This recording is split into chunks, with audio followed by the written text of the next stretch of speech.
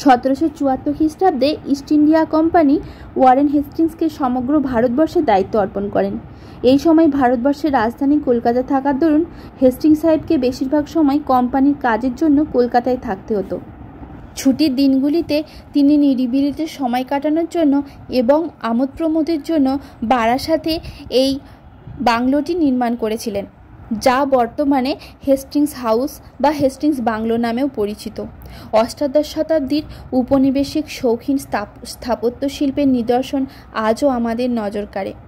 এই সময় নাচ, গান, শিকার সব কিছুই চলত এই বাগান বাড়িতে। হেস্টিংস সাহেব তার বন্ধু ও অতিথিদের মনোরঞ্জনের জন্য এই খামার বাড়িতেই নিয়মিত বাইজি নাচের আয়োজন করা হতো।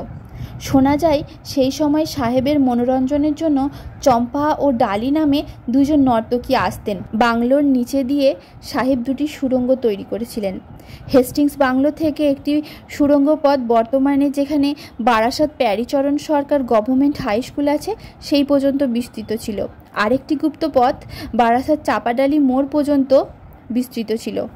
চাপাডালি মোড় পর্যন্ত যে সুড়ঙ্গ পথটি বিস্তৃত ছিল সেই সুড়ঙ্গ পথ দিয়েই চম্পা এবং ডালি নামে এই দুজন নর্তকী যাতায়াত করতেন।